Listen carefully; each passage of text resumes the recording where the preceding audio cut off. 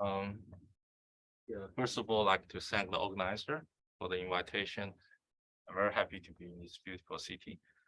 I'm going to talk about joint work with Mars Younger, who's in the audience, and Nicholas was there. I think he's also in the audience, and also with Hao Jianli from Technical University of Munich.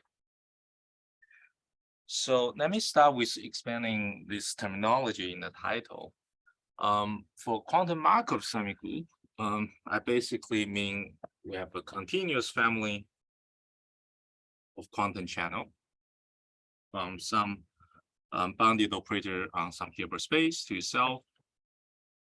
So it's a CPTP map for every T. And we want this continuous family indexed by the non-negative number T, which is meaning of time. And for being a semigroup, we once is satisfied when time T goes to 0, this is identity map. And when you compose the semigroup with time T and S, you get the semigroup time involution at T plus S. And we also need continuity. We want the time involution followed by this semigroup is continuous. And here, let me start with the finite dimensional Hilbert space, so I'll be vague with what's the continuity we need here. So in this talk, what I want to discuss is that what happens when you have the time goes to infinity, how this time evolution convergent to its limits when time goes to infinity.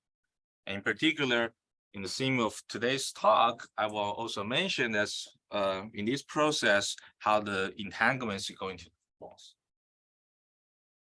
Okay, so throughout the talk, I will make assumption on what type of Markov semigroup I consider. For that, I would also need to mention the Heisenberg picture.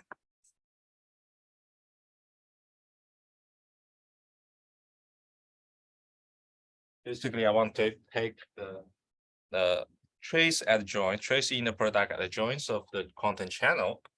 So I would have, instead of CPTP map, have CP unital map, which means that all these maps preserving the identity. Then I want to mention a notion about GNS symmetry. We say the semigroup PT is GNS symmetric to the quantum state. Now we assume the quantum state has a full rank density.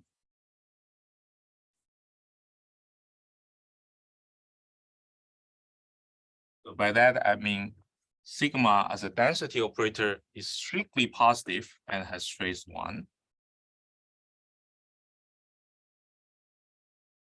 And we say a semigroup is GNS symmetric to sigma if for any operator or observable xy, then the trace of the PT star, so the Heisenberg picture map semigroup, PT star x times y times sigma is same as x PT star y sigma. So basically saying that all the Heisenberg picture map are symmetric operator on the GNS inner product. With this condition, then we can properly talk about the limit map. So with that, our semigroup will converge into some limit map, which I denoted by E, and the same thing happened in the Heisenberg picture. And if you look at the Heisenberg picture map, because it's a limit map of the UCP map, so this one is also UCP, unit of complete positive, and it's idempotent as is being the limits, time goes to infinity. So this means that this E star is a condition expectation.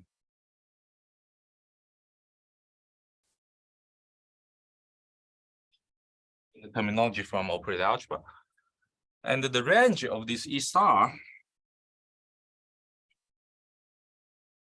is nothing but the fixed point space of the Heisenberg semigroup.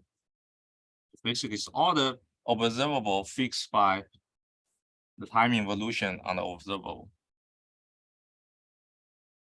Actually, this with this condition, this is not only a subspace but a subalgebra.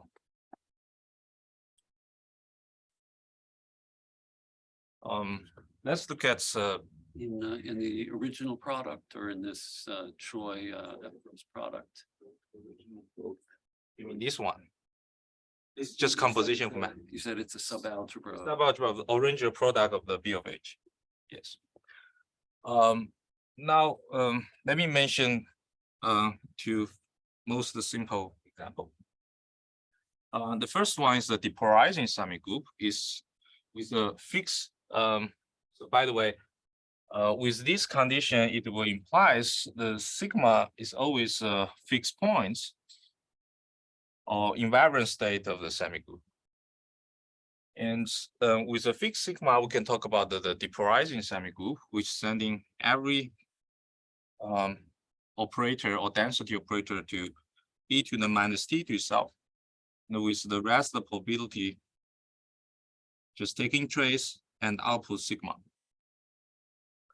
And this dual map is sending every observable to e to the minus t to x plus the rest of the probability taking trace of sigma x and output identity. When t goes to infinity, this conversion to the complete depolarizing map, which is just taking trace and output sigma. And the Heisenberg picture corresponding to the continuous expectation, which is just taking trace together with sigma and output identity. And one can check that this one is sigma, a gene asymmetric to sigma.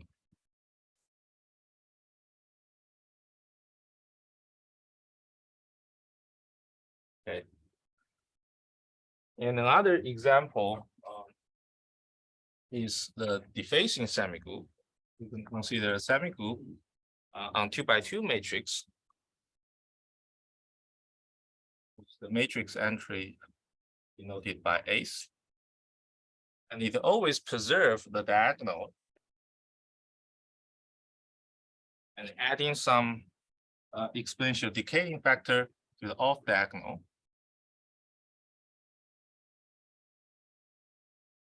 And then when you push in the time goes to infinity, you just have the complete defacing map. And this map happened to be symmetric to the trace inner product. So it's actually a special case of GS symmetric to the state sigma being the complete mixed states, or basically symmetric to the trace.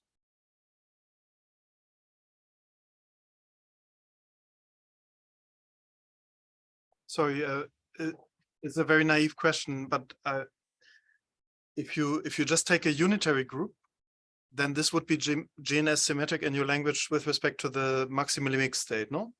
So if you have a unitary, but it would not converge. I mean, there would be oscillations. So where do you exclude oscillations? So if you have one, so first this is semigroup, is a continuous time. Yeah. So e to the minus iht with some Hamiltonian. And then that's you. Then you don't satisfy the GNS symmetry. With respect to the maximally mixed state. Because then you take the adjoint, so then you have the t goes to minus t. If you have for every t this is the same, then you have a trivial unitary. Okay. So but your question makes sense when you consider discrete time, just have one channel, not the continuous time. And in that case, you will define differently what's the range of E, what's the subalgebra. Basically, subalgebra for unitary conjugation map will be the entire space. And basically, your unitary conjugation, your operation is reversible, so you are not losing anything. So here we want to talk about some decay or decoherence behavior as shown in these two examples. Your example is not decoherence at all, so it's a perfect. Okay. You're looking at a reduced dynamics in a sense compared to unitary dynamics.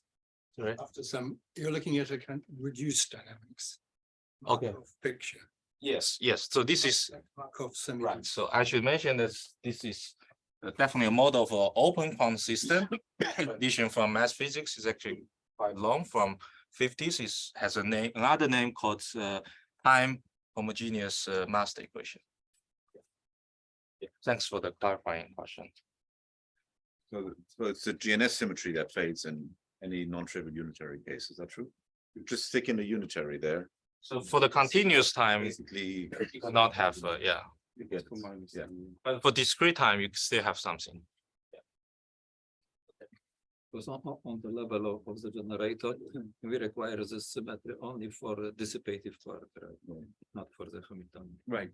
So this is the discipline. Yes, yes. That's the Hamiltonian part goes dispute. Okay. So another thing property I want to mention that's comparison of these two examples is that for this one, if you look at these fixed points, subalgebra, this is just multiple of identity. Clearly, you have your image is just the trivial subalgebra. In this case, we call the semigroup primitive. Basically means that you have a unique invariant state. Clearly, this one you have a lot of choice of invariant state. Actually, you have an invariant classical subsystem. So this is the case that's our subalgebra. Invariant subalgebra is C plus C. So when this is non-trivial subalgebra, we call it non-primitive. Symmetric for all diagonal. It's invariant, so it's a fixed. So every diagonal is a fixed point. But it's also symmetric for every diagonal. Metric. Asymmetric for every. Yes, it's also symmetric. So actually, so once you, so usually when you talk about GS metric to one invariant states, then you can guarantee you it's also GS metric to other invariant states. It's something easier you see in finite dimension, but you have some difficulty in infinite dimension, but still true. What is the relationship between detailed balance? Yeah, so the GS metric is one particular quantum generalization of a classical detailed balance condition. And actually the strongest one. So what I'm using now is the strongest detailed balance in quantum case. Yeah, but that's the condition I will need in our result. Okay. So these are the two model examples of the typical decoherence process we have seen in quantum information processing. So the relevant question is to consider how fast does such decoherence process happens. And quantity motivated from the probability series to study this mixing time, which is the smallest time t, such that for every initial state, the time evolution of the states has been close enough to E of rho. E of rho is the time limits of the states, or it's also equilibrium the state will converge into. And we try to say it's close enough in the space class norm for every initial state rho. So this is quantity motivates from probability theory. And in the theme of today's topic, if you want to use entanglement, study like, for example, if you have such defacing semigroup, the limit map is entangled breaking. And you also expect when time goes to infinity, if your system coupled with some environments, all possible entanglements should decay to zero because the limits is entanglement breaking. So for entanglements loss,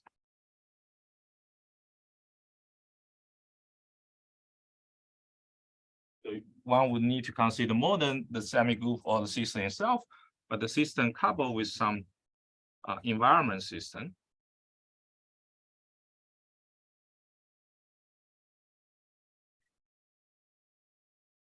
And this R is a reference system. Okay. I will be more precise about this part. So that's the problem I want to discuss. So here, the epsilon in this mixing time is not important. You can replace it by any number between 0 and 1. But the difficulty happens when you have this trace class norm. It's L1 norm. L1 norm is not smoothing. So this quantity actually is not differentiable along time t. The natural thing you want to do analysis that you can replace it, you can study some other metric. And the natural thing to do is to consider L2 norm, a Hilbert space norm. Here we need to consider is a weighted L2 norm.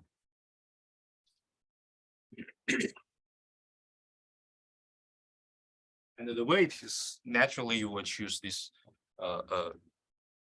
fixed point the environment state. So here we consider for observable L2 sigma defined to be trace of x dagger sigma 1/2 x sigma 1/2. So it's a KMS in the product. And then there's a notion of a Poincare inequality.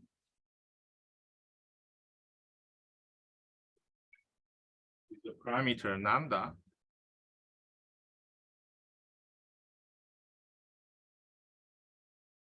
If for every observable or operator, then the time evolution now for the observable, we use the Heisenberg picture. The distance of time evolution to its time limit decay exponentially fast.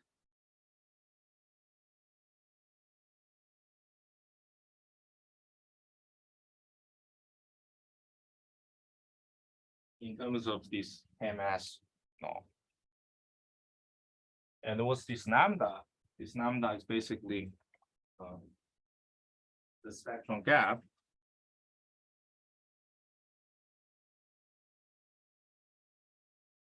So this lambda is the spectrum gap of the generator of the semigroup, which is in our convention, let me write the semigroup as the e to the minus L star t. I know this is not convention for physicists, it's more for geometry. They like the negative to make this lambda a positive operator. So the spectrum of lambda, the spectrum of L, now with this negative will be starting from 0. 0 is the minimum eigenvalue, which corresponding to the invariant subspace, which is fixed point space, is a kernel. And then lambda is the minimal, the second minimal eigenvalue. And the in expression you can write as informal of x L star x is sigma in the product. X sigma. And of course you want to exclude the kernel, so you want the EX is 0. So in finite dimension, you always have lambda star is some self-adjoint operator in the product. So the spectrum is discrete. So in finite dimension, just the red color.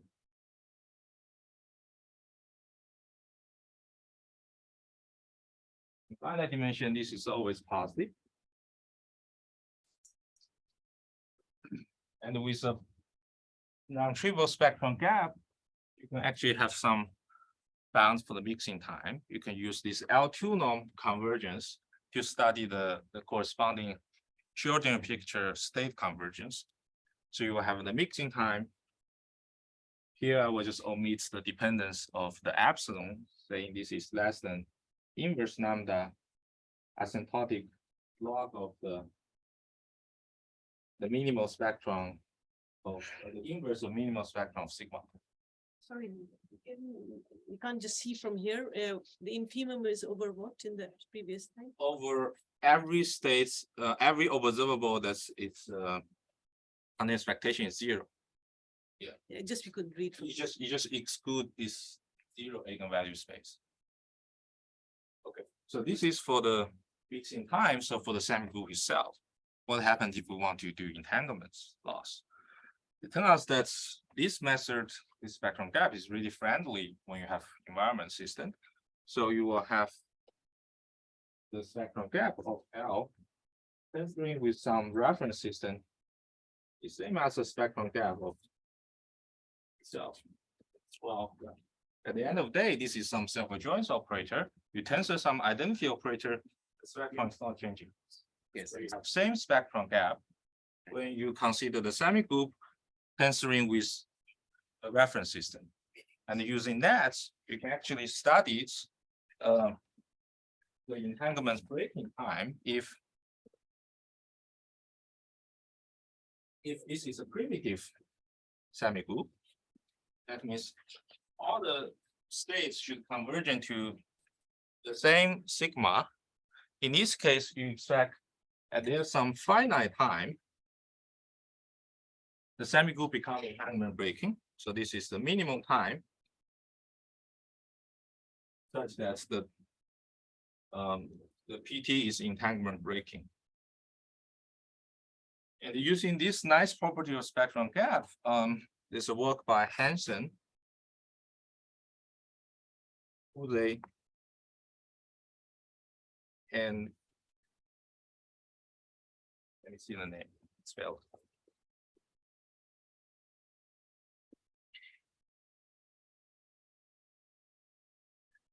Yeah. Still, plus. And they show that this entanglement breaking time can be upper bounded by inverse of lambda, log of the same number, but with a d. D is the dimension of the Hilbert space. So if it's primitive, this spectrum gap is already a powerful method to study when the semigroup become entanglement breaking. And it's depending on the minimal spectrum of the sigma. Can you see this one? Difficult to read what's in the brackets Okay, there. let me write in the line below. This is inverse lambda with a spectrum gap. And D is a dimension of Hilbert space and the natural log of the minimum of inverse spectrum. Inverse of minimum spectrum. Okay. It's also be related to if you don't consider a semigroup, but just consider compositions of a channel with itself. Yes, And then you find this eventually entanglement. right. But that's more involved picture. When you have only one map, we have a more complicated structure. So now we are definitely a simplified structure. Yes. Due to peripheral eigenvalues like oscillations. Yes. Yeah. Yes, exactly. Yeah, that's why the spectrum gap is already good because the L2 node. Okay. So this is already nice and powerful in many cases. So what I want to discuss next is the alternative method. That's we consider another information measure, which is the relative entropy.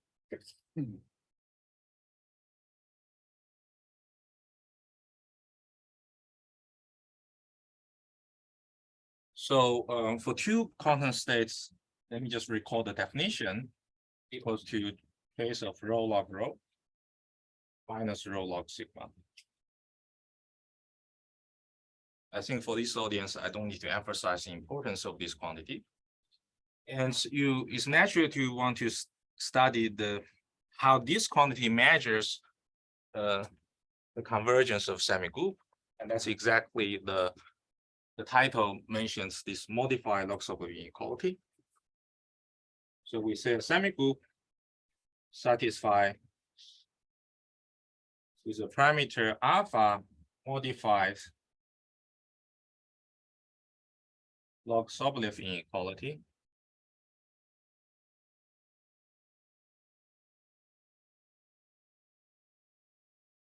If for every quantum state rho, we have the relative entropy of the time evolution of the states with respect to the equilibrium states decay exponentially fast.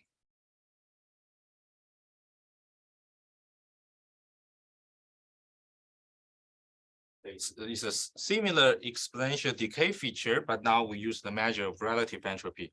And as we know, this PT will converge into E, so we expect this one converging to 0. So this is the formulation, or this equivalent definition was due to Ivan Bardet. And then you may wonder how this name Log-Sobolev come from. It's come from actually the infinitesimal form.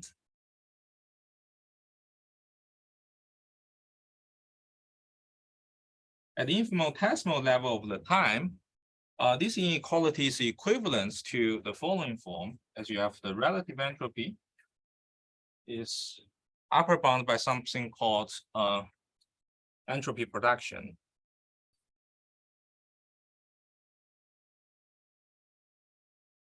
And now the parameter alpha goes here. So this is basically taking derivative of this inequality at time t equal to 0, you get that, or if you integrate this inequality, you get that. So here, this entropy term is something like the f log f term, and this entropy production term is like something in the Sobolev inequality. Okay, I will just make a vague analog of why the name come from.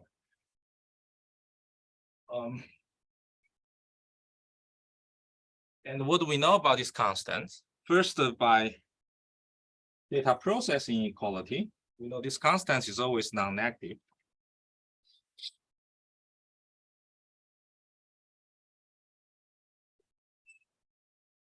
Because we know this function is decaying, sorry. This function is decay over time.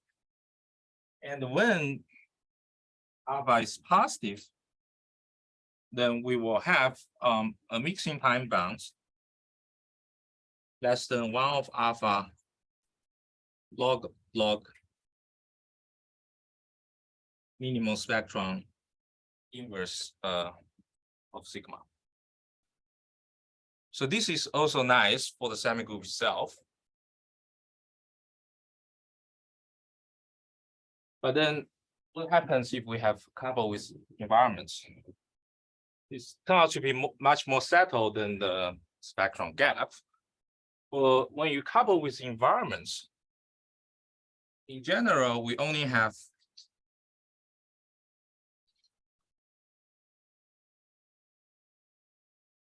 entropy decay rates would be smaller or equal. Actually, it can be smaller, strictly smaller. And the example is actually basic. Just consider our depolarizing semigroup. Sending a state to e to the minus d to itself. And in 2x2 matrix, I just ask the rest of probability sending to 1/2 of the identity, the complete mixed state. It turns out that for this very basic example, you can talk about its optimal entropy decay rates. It's known to be exactly to be 2. But then if you consider the entropy decay rates, when this semigroup tensoring with a 2x2 matrix,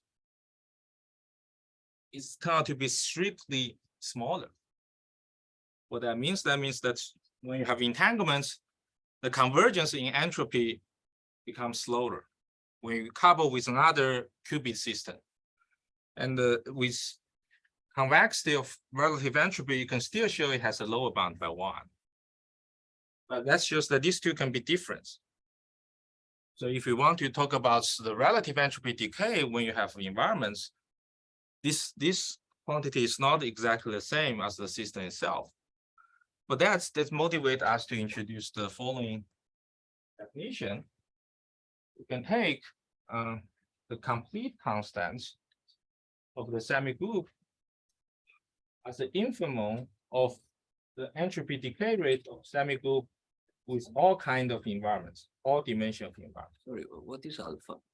Alpha is the best concept. Alpha is the best constant make this happen. Sorry. So alpha is It's the optimal or largest constant.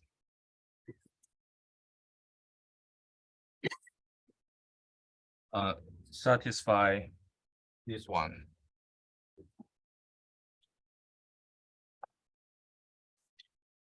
Okay, so it's like basically the exponential rate of entropy decay.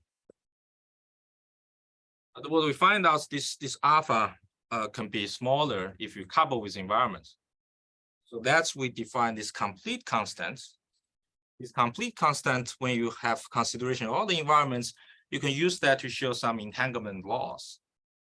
For example, if we know this complete constant is positive, you can show this relative entropy of entanglements that's mentioned in Andrea's talk of the channel. Is this too low? Oh yes. Okay. So for the channel, which is defined to be taking supreme of all possible inputs and the relative entropy of entanglements for the outputs of the channel with environments. Basically, is compare the minimal relative entropy to all separable states. And with this constant is positive, you can show this is also exponentially decayed.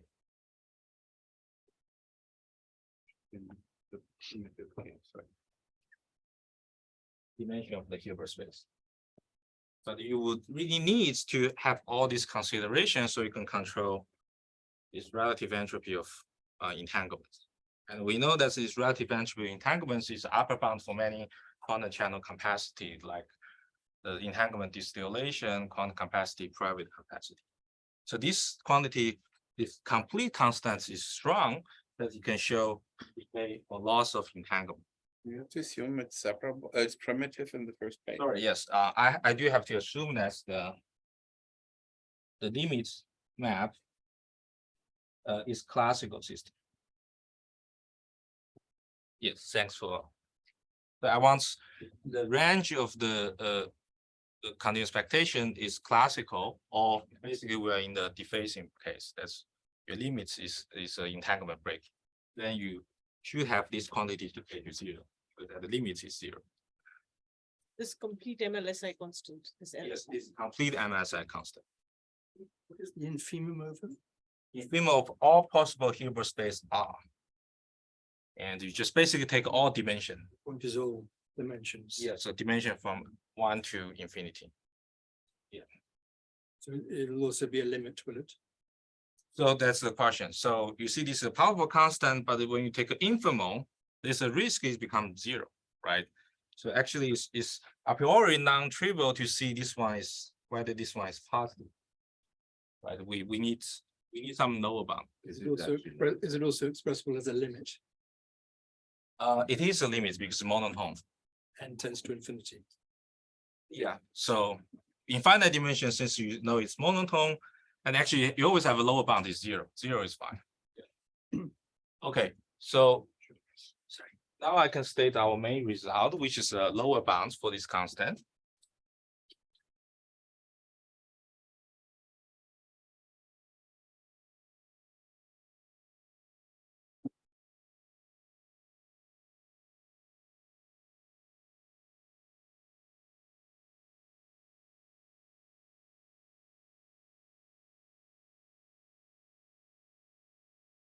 So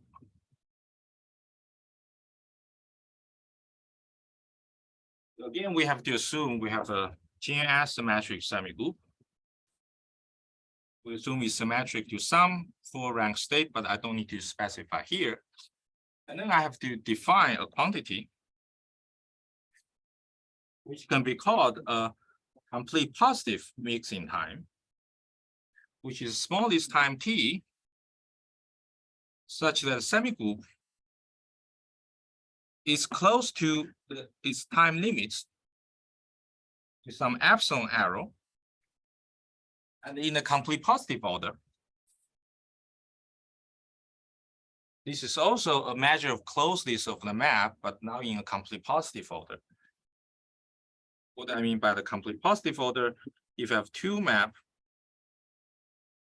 one is majorized by the other one in the CP, that means that their difference is CP. It's a natural order using complete positivity. So once we have this time, then we have a lower bound for the complete entropy decay rates. It's always greater than inverse of T CP. And we have to choose epsilon equals to 0.4. I will, if time permits, I will tell you how the 0.4 come from. But before that, let me compare this result with previous known results.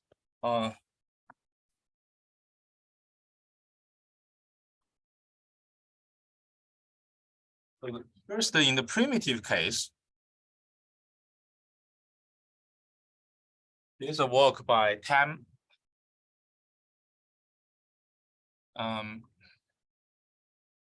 Pastakovsky and Castellano.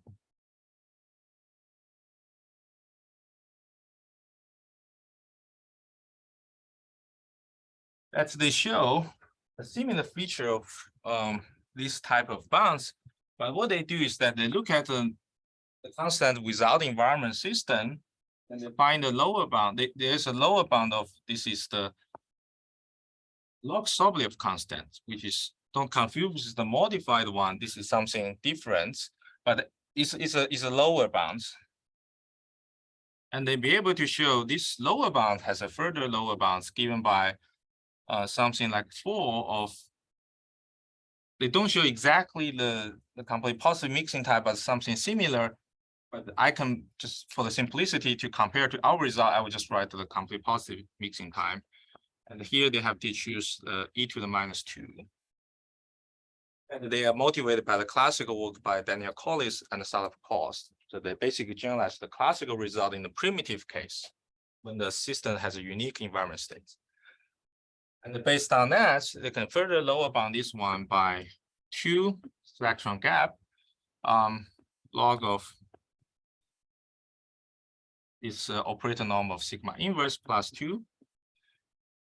And it's also standard known that we have an upper bound of 2 now.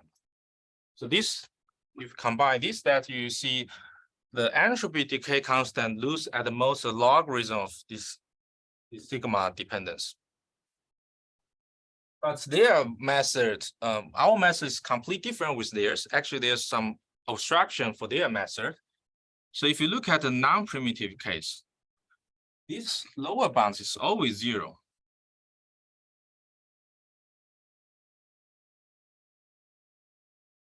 This is a result by Jose, Badet and Jose.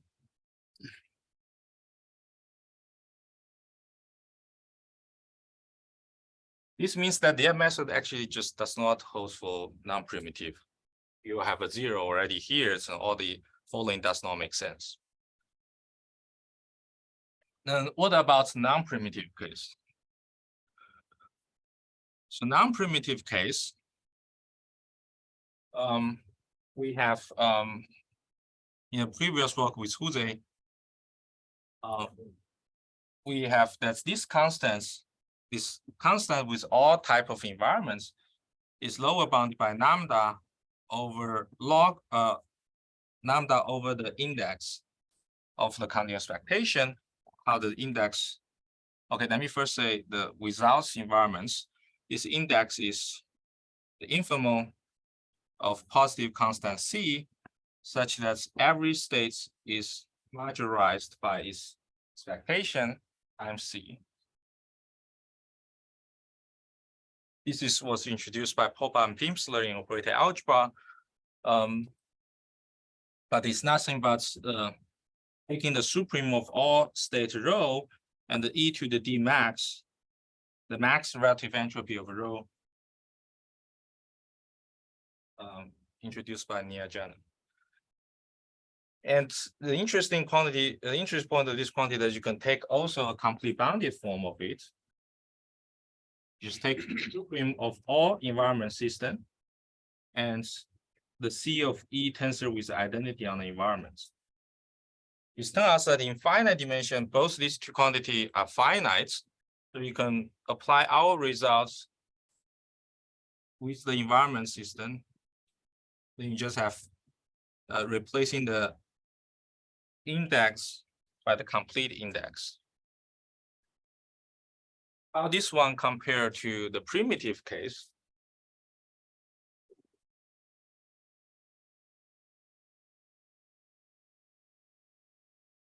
So when E sigma is primitive, so it's just this complete depolarizing map. Yeah. Then we will have the index. It's nothing but this constant. Depending on sigma. And the CB index, it looks at the most dimension. What it shows here is that if you plug in these two back to this bound, you will have lambda over this norm compared to the primitive case is lambda over the logarithm of this norm. That shows that these bounds are not tight. Actually, this is known to be tight from classical.